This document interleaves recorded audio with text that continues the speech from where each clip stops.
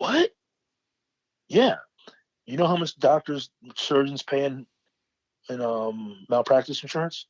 Wait, what's that? 2,000 a month. That's back in 1886. Do you know what the people in Boeing make right now? They make $23. This is back in 1985, 1986, 87.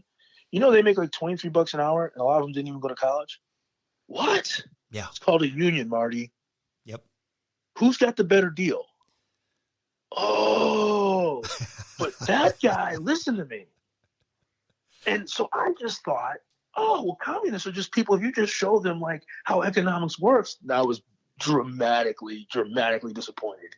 That was the last time a communist or a socialist respectfully engaged me in a discussion about the reality of economics. From that point on, it was you Uncle Tom, or you fascist, or you what? Wait a minute, hold on. But Marty got it. Marty was cool, but no, they learned that they don't want to have that conversation.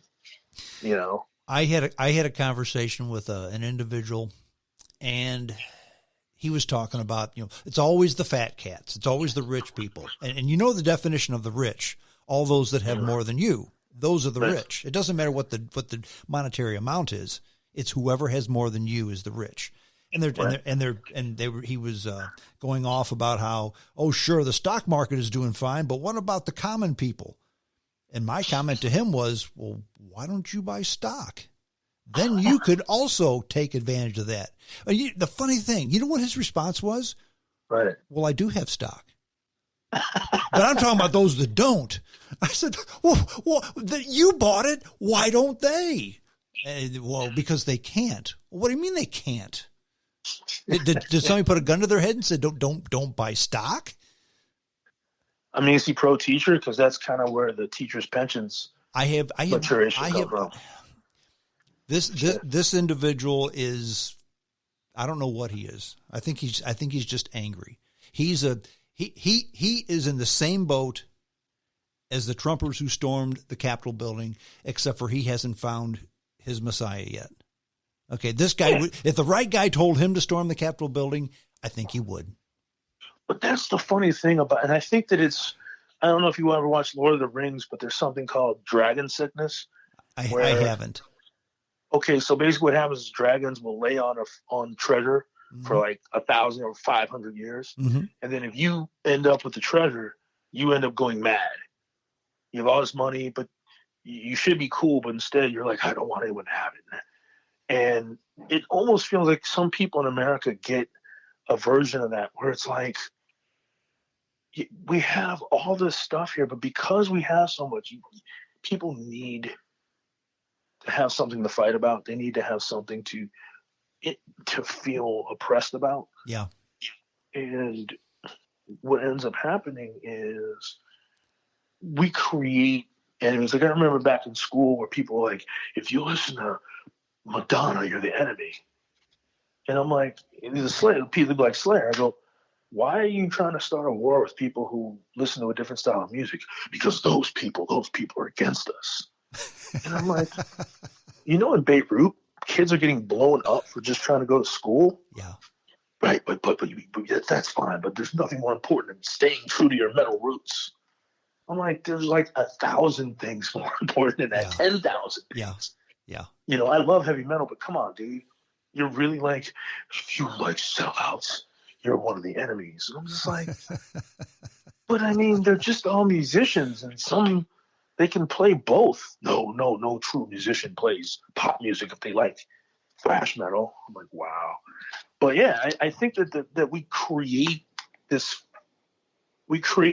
false tribalism to keep ourselves relevant, I guess. And everybody loves the underdog. We all do. Everyone. Okay. But if you look at your life, and I think that most people listening to this podcast, if they examine their life and look at what's really not going well, sure, you may have a sickness, terminal illness. Okay. Things aren't going well for you, but for the most part, I think everything is going very well for everybody in this country. Now, are there exceptions to that rule? Sure. Are many of those things that are going poorly for an individual, are they temporary? In other words, were things going great and now right now they're not, but in 6 months they probably will again? Probably. And a perfect example is the economy. And money to me, money is money can solve so many problems. And in this country, we have so much money. We just have so much. Yeah. There were 2 articles in today's Wall Street Journal. I'm talking about just today, okay? And it had to do with, first of all, was job losses to the leisure and hospitality industry are at highest level since 2009. Okay, there's just so many people that have lost their jobs in the leisure and hospitality industry. Right next to that story, factories can't find enough workers to do the job. At the Yankee Candle Company, the R&D manager was called out of a meeting because she had to go onto the production line and put candles in gift bags. They didn't have people to do it. A Wisconsin dairy farm, they canceled people's vacations and told maintenance workers to start making cheese because they don't have enough people to make the cheese. The milk was going to go bad. They couldn't make the cheese. Company called Universal Metal Products. They make clips and other metal parts. They couldn't find enough workers for their plants in Ohio and Texas. A car generator manufacturer. They couldn't get enough people to come in. So they raised the starting pay at the factory 25% just to get people.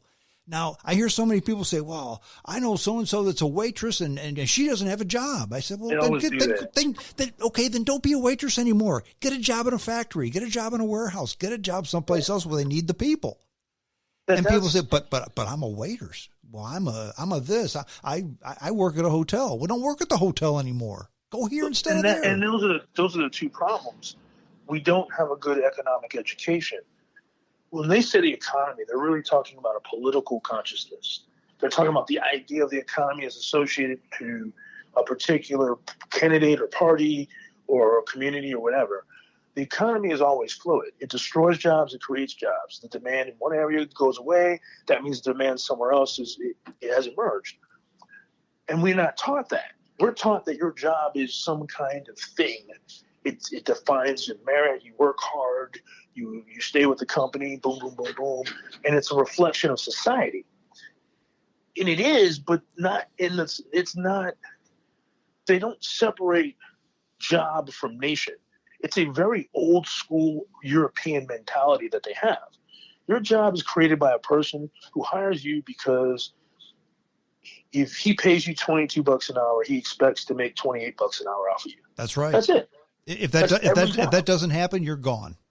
They don't get it. They're like, oh, we need to create more jobs. We need to pay everyone $15 an hour. It's like, well, you don't get to decide how much the value of the job is. If that person is only making $12 an hour per, that's the revenue product of that particular job, he's just not going to create the job. Right. And it goes both ways.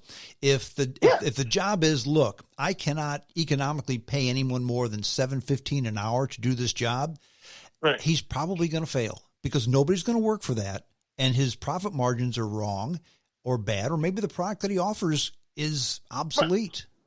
Right. And it's an exchange. It's like, very much an exchange. To me, if I was designing curriculums, I would include economics in all junior high and high school curriculums, not necessarily individual classes, but if you have a history class, have some economics of the revolution, economics of the Civil War. Teach people how to think about, they don't do that. Economics, they look at economics like it's this thing that right-wing people talk about when they want to steal money from the hardworking people. No, economics is a structural reality that's rooted actually in the scientific. There's a scientific foundation in it. People want to eat a certain amount of food. People want to breathe a certain amount of air because they have to. They want a certain amount of pleasure and enjoyment. Mm-hmm. That creates the demand for everything that we do.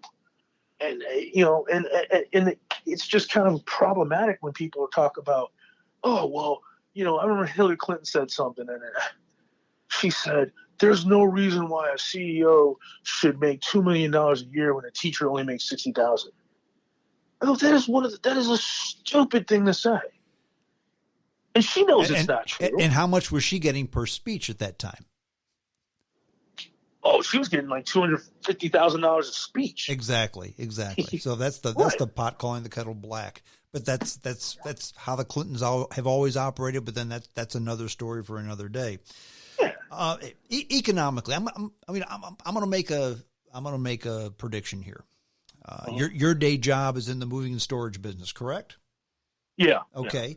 If something happened where a software program was developed or a mindset had changed and the moving and storage business just poof, it just ceased to exist, would you starve to death? No. But that's what you do for a living, and that job is gone. Right. You would find something else in the similar field that would take those skills that you have, that you know, and you just apply it someplace else, and you'd be fine. That's how the economy works. Yeah, yes. Exactly. But we're not. Yeah, and I think I don't see. I don't see either party striving to tell us the truth.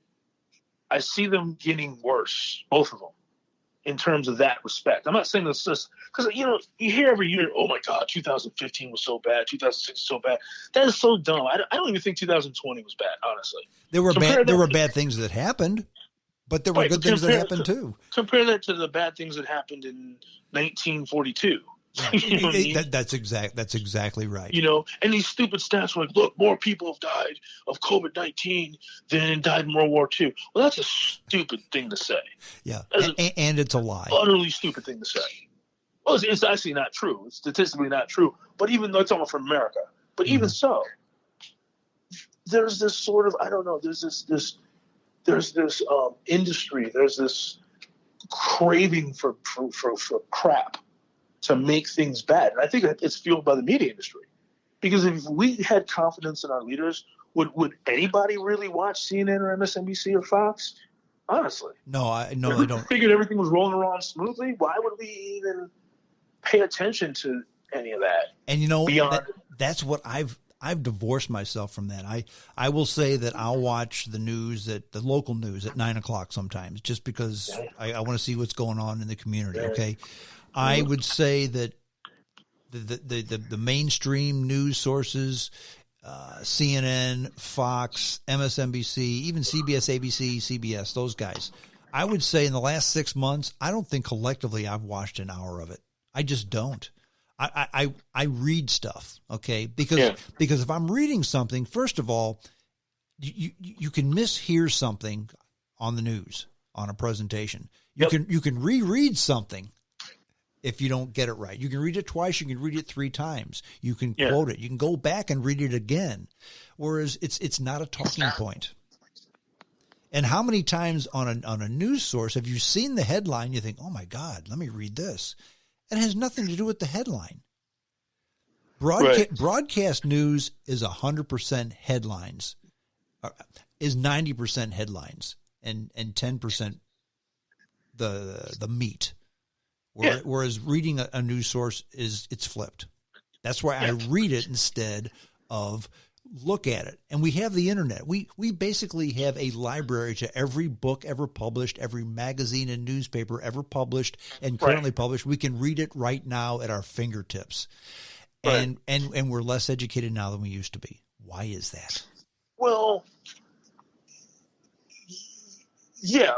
I mean, on certain levels, but I'm on certain levels, but I will say this, that when they talk about like people my generation X will talk about how educated we were, but there's certain things I see young people are way smarter than we were about certain things too. Because Generation X likes to present themselves as, oh, we were so rebellious in the 80s. That's BS. We jumped on every stupid fad that they told us. And back then, if grown-ups could just tell us something stupid. And once we forgot the grown-up told it, our generation would just repeat it. I remember going, wait a minute. Your dad told you that. No, he didn't. I was in there. Your dad just said that about women. No, man, my dad wouldn't say that. Yeah, dude, I'm telling you, man.